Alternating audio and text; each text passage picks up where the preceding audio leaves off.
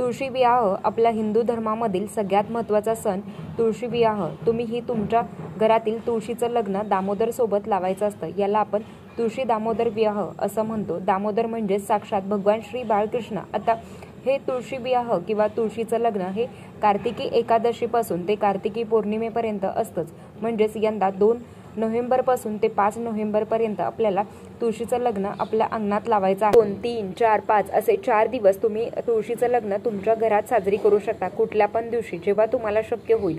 मग तुम्ही 2 तारखेला करा, 3 तारखेला करा, 4, 5 पर्यंत तुम्ही करू शकता. कारण 5 तारखेला त्रिपुरारी पौर्णिमा आहे. त्याच दिवशी तुळशीच्या लग्नाचा शेवटचा दिवस असतो. तर बघा, आपल्या हिंदू धर्मामध्ये तुळशीला अनन्यसाधारण महत्त्व आहे आणि त्यातल्या त्यात आपण खरंच खूप भाग्यवान आहोत की आपण आपल्या दाराभोवती तुळशीचं लग्न लावू. आता काय होतं ना की प्रत्येकाच्या दाराच्या बाहेर तेवढा पैसा आहे का असं नाही आहे. मग आपण काय करतो, तुळस ही आपण आपल्या बाल्कनीत ठेवतो. मग ताई गॅलरीत तुळशीचं लग्न लावू शकतो का? तर बघा, शक्य असेल तर मी तुमच्या घराच्या बाहेर थोडीशी जरी पोर्चची जागा असेल तर तुम्ही तुमच्या घराच्या बाहेरच तुळशीचं लग्न करा. खूप सुंदर हा सोहळा असतो. तर तो तुम्ही अगदी तुमच्या घरातल्या घरातच करू शकता. खूप साध्या पद्धतीने कुठली पण सेवा किंवा पूजा अर्चा करत असताना मनात श्रद्धा असणं महत्त्वाचं असतं. कारण बघा, जिथे श्रद्धा आहे तर तिथे साक्षात परमेश्वर सुद्धा वास करतात. आणि ज्या घरात तुळशीचं लग्न होतं तर त्या ठिकाणी तुळशी माता सूक्ष्म स्वरूपात आणि बाळकृष्ण सुद्धा सूक्ष्म स्वरूपात असतात. आता दामोदर तुळशी दामोदर विवाह. दामोदर म्हणजे साक्षात भगवान श्री विष्णू, जे म्हणजेच तुळशीचं लग्न हे बाळकृष्णाशी होतं आणि तुळशीचं लग्न हे भगवान विष्णू सोबत पण झालेलं आहे. म्हणून तर त्यांना विष्णुप्रिया असं म्हणतात. भगवान विष्णूंना तुळस अतिशय प्रिय आहे. आता प्रत्येकाच्या घरात तुळस असतेच आपल्याला. आणि हा जो सोहळा आहे ना, तर हा प्रदोषकाळीच करायचा असतो. 2, 3, 4, 5 तारखेला तुम्हाला संध्याकाळी तुळशीचं लग्न लावायचं आहे. तर तुमच्या दाराभोवती आता अर्थात सामूहिक ठिकाणी तुम्ही तुळशीच्या लग्नाला जाऊ शकता.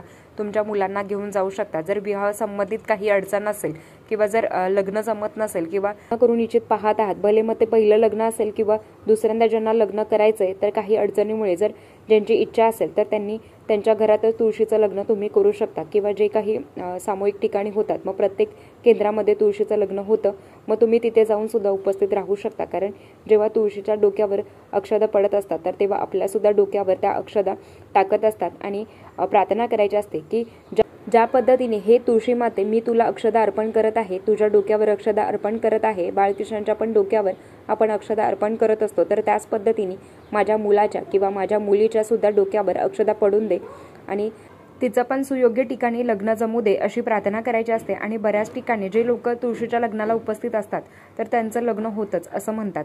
पण जर तुमच्या घरात जर कोणी विवाहित इच्छित असाल तर त्यांना उपस्थित राहणं महत्त्वाचं आहे. कामानिमित्त, शिक्षणानिमित्त माझा मुलगा माझी मुलगी बाहेर असेल तर त्यांना सांगा की इकडे जाऊन इकडे जर कुठलं मंदिर असेल, जर मंदिरात तुळशी विवाह होत असेल किंवा केंद्रात असेल, कुठे पण असेल तर तिथे जाऊन तुम्ही उपस्थित राहा. कारण बघा, त्या सोहळ्यामध्ये ज्यांना लग्न करायचं आहे ते आणि मुलगा पण आणि मुलगी पण दोघे पण तिथे उपस्थित असतात. तर त्यांच्या हाताने पूजा वगैरे करायची पद्धत असते. तर नक्कीच तुम्ही तुमच्या मुलांना तिथे पाठवा. आणि जर ते तुमच्याच गावी असतील तर मग या 2 ते 5 तारखेपर्यंत जेव्हा ते तुमच्याकडे येतील तर त्यांना सांगा की आपल्याकडे तुळशीचं लग्न करायचं आणि मग तुम्ही तुमच्या घरातच तुळशीचं लग्न करू शकता. तर ताई, आमच्या घरात सगळ्यांचे लग्न झाले आहेत, तरी पण तुम्ही तुमच्या घरात तुळशीचं लग्न लावू शकता. आणि आपण किती भाग्यवान आहोत की आपल्या घरातच अगदी भाड्याचं घर आहे, स्वतःचं घर आहे, तरी पण तुम्ही तुळशीचं लग्न तुमच्या घरात करू शकता. आणि आता त्याची मांडणी कशी करायची,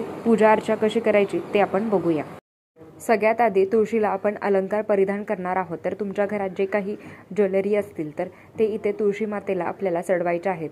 मणी, मंगळसूत्र, त्याच्याबरोबर जे काही कानातलं आहे, बांगड्या आहे, नथ आहे, जोडवी आहे, हे सगळं तुळशी मातेला अर्पण करायचं आहे. आता एक पाट ठेवायचा आहे, पाटावर तुळस ठेवायची आहे. त्याच्याबरोबर तुळस ठेवल्यानंतर तुळशीला अलंकार वस्त्र परिधान करायचं आहे. त्याच्याबरोबर 4 उसाचे खांब लावायचे आहेत. तर याचा आपल्याला मांडव टाकायचा असतो. तर बघा, जसं नवरा नवरीच्या पाठीमागे मामा लागतो तर त्याच पद्धतीने आपल्याला बघा इथे ऊसाचे 4 खांबे रोवून घ्यायचे आहेत.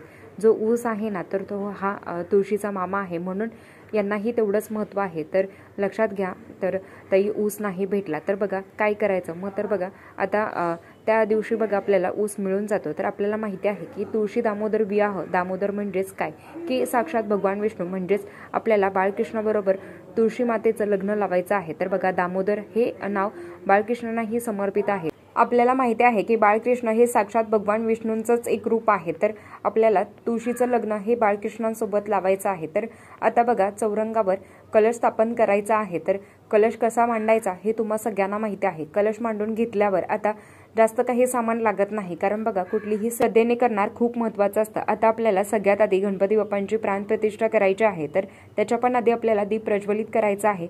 दीप प्रज्वलित करून झाल्यावर सगळ्यात आधी आपल्याला गणपती बाप्पांच्या मूर्तीवर अभिषेक करायचा असतो. आता गणपती बाप्पांच्या मूर्तीवर अभिषेक कसा करायचा तुम्हा सगळ्यांना माहिती आहे. आधी तर आपल्याला स्थापना ही गणपती बाप्पांचीच करायची असते. तर एक तामणामध्ये गणपती बाप्पांची मूर्ती घ्यायची आहे. तर शक्य असेल तर एक वेळा गणपती अथर्वशीर्षम म्हणून तुम्ही गणपती बाप्पांच्या मूर्तीवर अभिषेक करायचा आहे. तर जर अथर्वशीर्षम तुम्हाला म्हणजे शक्य नसेल तर 11 वेळा ओम गण गणपती नमः, ओम गण गणपती नमः या मंत्राचा मंत्र जप करून तुम्हाला गणपती बाप्पांच्या मूर्तीवर अभिषेक करायचा आहे. आता गणपती बाप्पांची मूर्ती व्यवस्थित पुसून घ्यायची आहे. गणपती बाप्पांना त्यांच्या जागेवर विराजमान करायचं आहे. तांदूळ ठेवायचे आहेत आणि आपल्याला त्याच्यावर हळद कुंकू अर्पण करायचं आहे. आणि जे काही तुळस ठेवलेली आहे ना, तर तुळशीजवळ रांगोळी काढणं खूप महत्त्वाचं आहे. गणपती बाप्पांच्या मूर्तीवर अभिषेक करून झाल्यावर त्याच्यानंतर गणपती बाप्पांना हळद कुंकू अक्षदा अर्पण करून घ्यायचे आहे. आणि त्याच्यानंतर गणपती बाप्पांना फूल अर्पण करायचं आहे.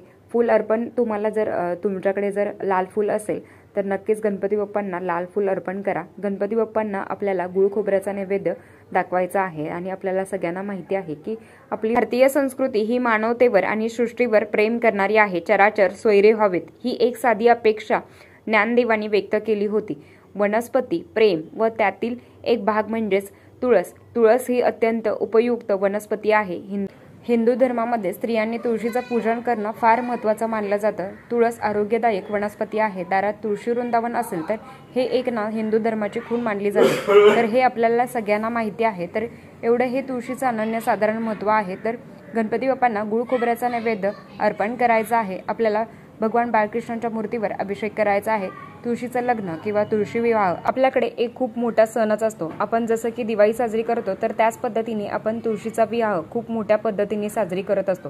कार्तिक शुद्ध एकादशी ते कार्तिक शुद्ध पौर्णिमेपर्यंत आपल्या केंद्रात ज्या महिला केंद्रात जातात ना, तर त्यांना आपल्या केंद्रात तुळशी विवाह होतो. तर बघा गणपती बाप्पांच्या मूर्तीवर अभिषेक झाला. आता कलशाची पण स्थापना करून झालेली आहे. तर कलशाला आपल्याला हळद कुंकू अक्षदा फूल अर्पण करून घ्यायचं आहे. आता आपल्याला बाळकृष्णाच्या मूर्तीवर अभिषेक करायचा आहे.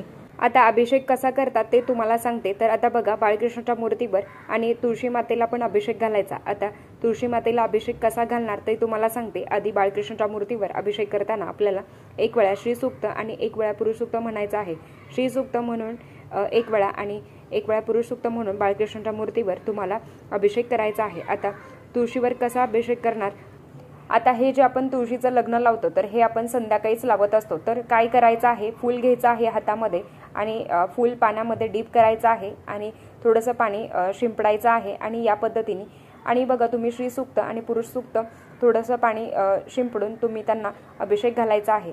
तुळशी मातेवर पण अभिषेक करायचा आहे आणि बाळकृष्णाच्या मूर्तीवर पण तुम्हाला अभिषेक करायचा आहे. बाळकृष्णाच्या मूर्तीवर अभिषेक करून झाल्यानंतर नवरी तर नटलेली आहे. तर आपल्याला आता नवरदेवांनाही तेवढं छान पद्धतीने सजवायचं आहे. तर काय करायचं, तुमच्याकडे बाळकृष्णाचे कपडे असेल तर अर्थात त्यांना सुंदरपैकी तुम्ही कपडे परिधान करा. कलशाच्या समोर जागा आहे तर तिथे स्वस्तिक काढून घ्यायचं आहे. तांदळाने स्वस्तिक काढून घ्या आणि त्या स्वस्तिकवर हळद कुंकू अर्पण करायचं आहे. त्याच्यावर तुम्हाला बाळकृष्णाची मूर्ती ठेवायची आहे. बाळकृष्णांना वस्त्र परिधान करायचं आहे. मग आपण त्यांना त्यांच्या जागेवर ठेवूया. कारण नवरी सजलेली आहे तर अर्थात नवरदेवांनाही आपल्याला सजवायचं असतं. तर एक लक्षात घ्या, आपण जेव्हा तुळशी विवाह करतो तर तेव्हा बाळकृष्णाचं मुख हे आपल्या पश्चिमेकडे असावं.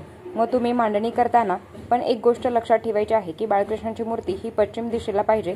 आता बाळकृष्णाची मूर्ती स्थापन केल्यानंतर तर त्यांना आपल्याला गंध लावून घ्यायचा आहे आणि त्यांना फूल वगैरे अर्पण करायचं आहे. बाळकृष्णांची पूजा करून झाल्या. आता बाळकृष्णांची पूजा करून झाल्यानंतर आता तुळशी मातेची पण पूजा करून घ्या आणि त्यांना आपल्याला हळद कुंकू अर्पण करायचं आहे तुळशी मातेला आणि म्हणून प्रार्थना करायची आहे. आणि सगळ्या देवांना, तुळशी मातेला, बाळकृष्णांना, गणपती बाप्पांना की माझ्या घरात जो मी तुळशी विवाह साजरी करत आहे तर तर याच्यात तुम्ही सूक्ष्म रूपात येऊन तुमची उपस्थिती राहावी असं त्यांना प्रार्थना करायची आहे। आणि तुमच्या घरात अत्तर असेल तर नक्कीच तुम्ही बाळकृष्णांना आणि तुळशी मातेला तर तुम्हाला अत्तर लावून घ्यायचं आहे। आता तुळशी मातेचं जे वस्त्र आहे तर त्यांना अत्तर लावून घ्यायचं आहे, भगवान बाळकृष्णांना अत्तर लावून घ्यायचं आहे।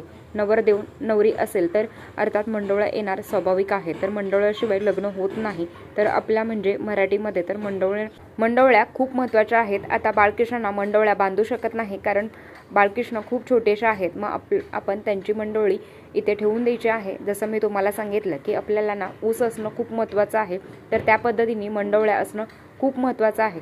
तुळशी मातेला मंडोळ्या लावून घ्यायच्या आहेत। आता हे झाल्यानंतर काय येतं तर तो नैवेद्य एक लक्षात घ्या की तुम्ही इथे 5 प्रकारचे फळे ठेवत आहात चालेल, पण या दिवशी आवळा आणि जी काही चिंच आहे तर या नैवेद्याला खूप महत्त्व आहे। तर बऱ्याच गावामध्ये 5 आवळं आणि 5 चिंच, प्रत्येक समाजामध्ये प्रत्येक गावामध्ये आपापली वेगवेगळी असं महत्त्व असतं, पण तुम्ही एक आवळा किंवा एक चिंच ठेवली तरी चालेल। आणि तुळशी मातेसाठी ओटी ठेवायची आहे, ओटीचं सामान ठेवायचं आहे आणि शृंगार आहे, मग त्यामध्ये ब्लाऊज पीस आहे, मंगळसूत्र आहे आणि एक नारळ ठेवायचा आहे। या आपल्याला तुळशीची ओटी भरायची आहे।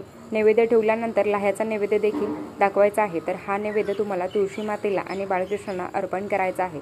नैवेद्य ठेवल्यानंतर तुम्हाला त्याच्यावर तुळस ठेवायला विसरू नका। तुळशी विवाह जेव्हा तुम्ही करत असता तर तेव्हा तुम्ही तुळस तोडू नका। आता येतं तर ते अंतरपाठ आणि मंगलाष्टक, तर तुम्ही तुमच्या घरात यूट्यूबला लावून तुम्ही मंगलाष्टक म्हणू शकता। आता अंतरपाठ तर धरलाच पाहिजे आपण। त्याच्या लग्नात या सगळ्या गोष्टी केलेल्या असेल तर घरातल्या सगळ्यांनी आपल्याला उपस्थित राहायचं आहे।